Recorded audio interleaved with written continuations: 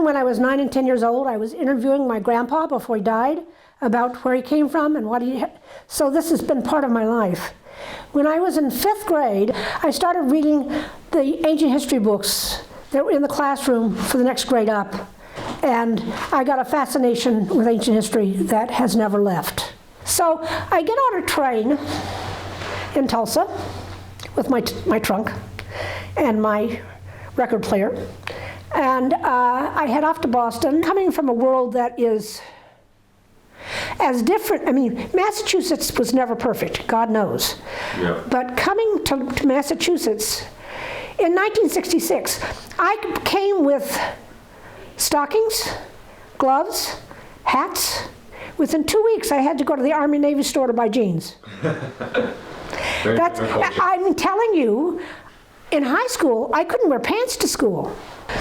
But Oklahoma was a southern state in every aspect of I never saw a person of color until I was like 7th grade. And when I first started working, my first job out of college was the Brown University Archives.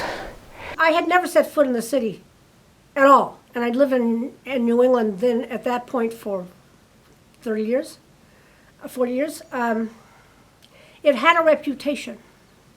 The thing that drew me was the material that was in the boardroom and the material that was in the stacks. And I started, the first big exhibit I did was when Lawrence celebrated its 150th anniversary as a city, which would have been 2003. And I did photographs, I did panels, I did a variety of things, and they were put up in the library. It was extremely popular. That's when I decided to, and the person who was running the library at the time thought it was a good idea, is to make it into a book. And I called it Lawrence and the Gilded Age, which the Gilded Age is in this case, it was 1870 to 1900. Because that was that window when everything was still that Protestant city, and it was turning over. Things were starting to turn over. And I find it interesting. And the other thing I'm going to comment as a librarian is that I got my own ISBN number. We did a movie about the Pemberton Mill disaster. We did an exhibit at Lawrence Heritage State Park at the 150th anniversary.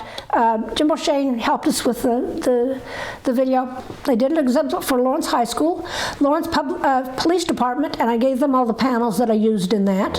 I did World War I. The librarians had collected posters from both World War I and World War II. And it isn't that they have value, really, because you can get really good copies now of exactly the same stuff online. It's all been, but the fact that the librarians had saved it. I did Americanization, and that was a program that the city ran to, I believe they ran it in the Oliver School, and it was meant to lead new immigrants to two things: citizenship and the American English. Yeah. It was a very big deal. Two more things happened of big significance. One, my daughter helped me start a blog. And I started it as Queen City ma.wordpress.com.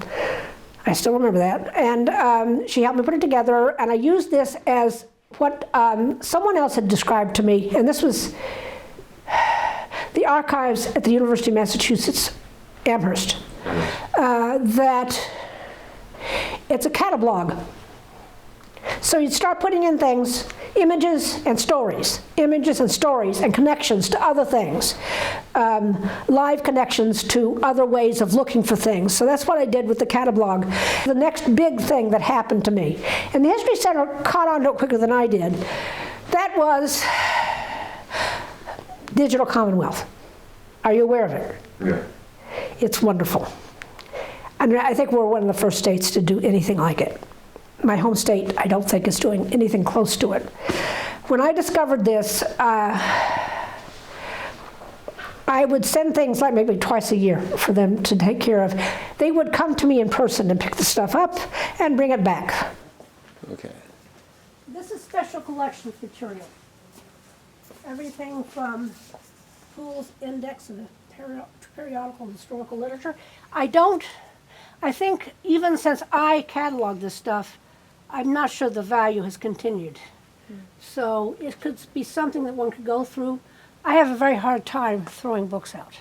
Librarians hang on to stuff, and they hung on to this stuff so that I could see it 100 plus years later. I thought the history of the city was fascinating. The way it developed over the century and a half of its existence. I love Lawrence in many, many ways. I miss it a lot, and I still come back